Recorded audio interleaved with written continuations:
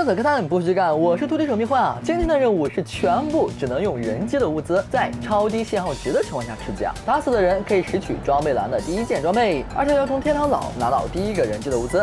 不过啊，在人机出现之前，还是可以先拿其他武器屠个城、解解闷啥的。走起，精准着陆，不用看，这里肯定有人。天生一在防后啊。没想到吧，前面还有人啊！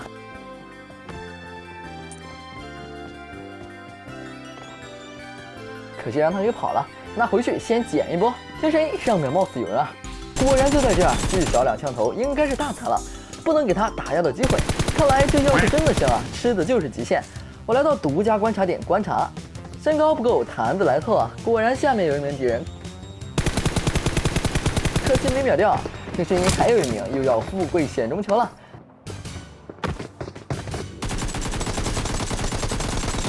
居然没秒掉，应该就差1枪啊！拉角度扩大，这个角可以帮我挡一波。还好，前面还有人啊，来了！我突然发现，在射击的过程中，触发自动拾取的话，帽子可以帮你躲子弹。AK 这个腰射真的是太散了，用久了感觉会得帕金森啊，还不如猛男枪来得好。之后我在度假村苦苦等待啊，直到毒来了才迎来第一位小机器人。我2枪爆头，想起事情不对啊，我这爆的可是自己的头啊，一会儿还要穿呢。于是我决定打他胳膊脖子，然后用手雷补掉他，以确保防御的完整。在舔他之前啊，得先把自己脱光才行。还是丢这儿吧。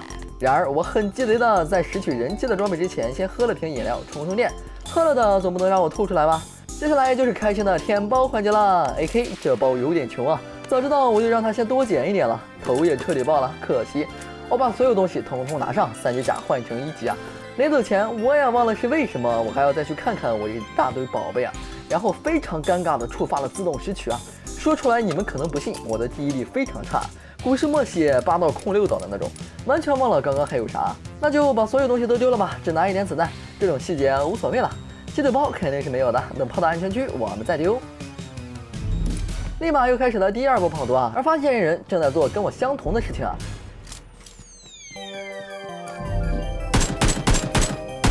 几秒 OK 迅速击倒啊！这位兄台看走位和打起来的手感应该不是机器人啊。为了节省子弹，还是全法换速吧。他包里的第一件东西是3级头，还不错啦。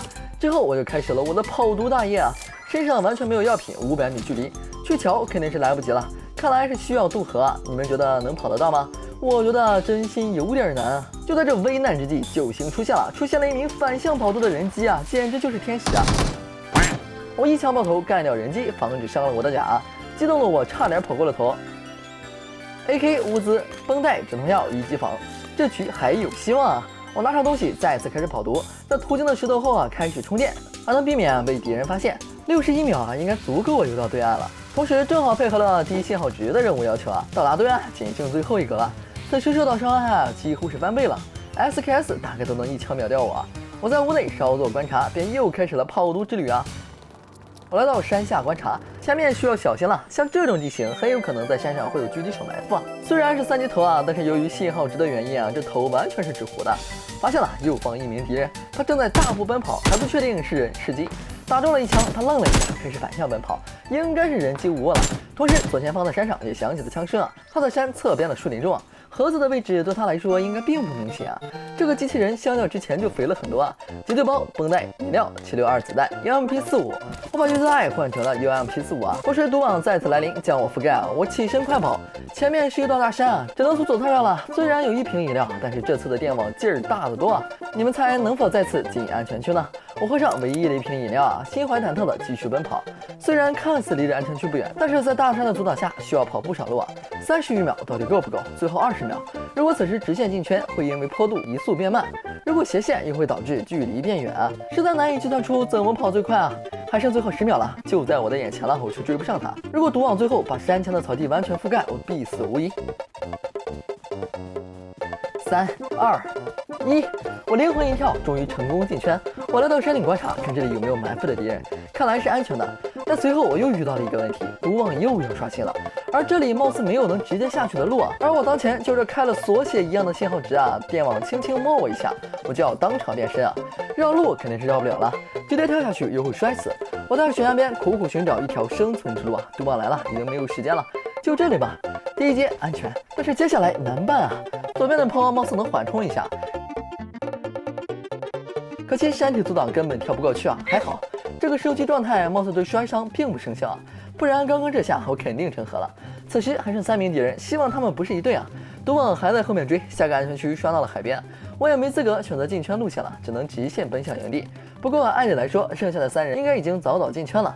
营地应该是空的，果然如我所料，营地空无一人。同时听到了左前方山上的一种枪声，再次减员1人，说明大概率剩下的2人并不是一队啊，这是个好消息。我这种状态主动找敌人冲锋显然不现实啊。同时安全区刷新刚好包含了另一侧的防区啊，去另一侧找机会伏击敌人才是上策。我小心来到这片防区，直觉告诉我应该是没人的。我在这里用绷带疗伤，留着急救包啊，说不定最后的决战还能再用上。在房中，我发现了一名敌人的身影啊，就在前面的瞭望台上。观察许久，只有他一人，而他一直没有发现我。同时，安全区再次刷新，我跟他都在最边缘，一会儿就要放弃现在的位置了。为了防止被他看到，我趴下，从视角盲区慢慢的爬到了另一侧。然后我从窗口翻出，打算在他的行进路上提前埋伏啊。此时需要格外小心另一名隐藏的敌人。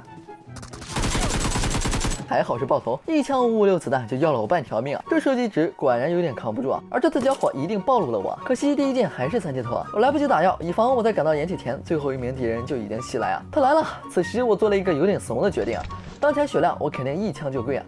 于是我决定先打药，错过了最佳的攻击机会啊！我一边打药一边慢慢躲避他的视野，糟糕，被打断了！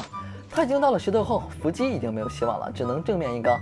我再打药，显然他的掩体比我要好得多，先出掩体的一方便是绝对的劣势啊！尤其是在我双倍伤害加1级甲的情况下，难办啊！虽然他没看到我，但是肯定通过声音也发现了我的位置。一颗雷飞来啊，即使波及到我1点，那也是半条命啊！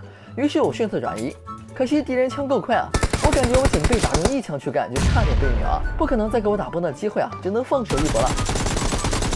虽然是我先打中了他4枪，但是还是无奈成盒啊，真是难搞啊，有些可惜。我是迷幻，我们下期再见。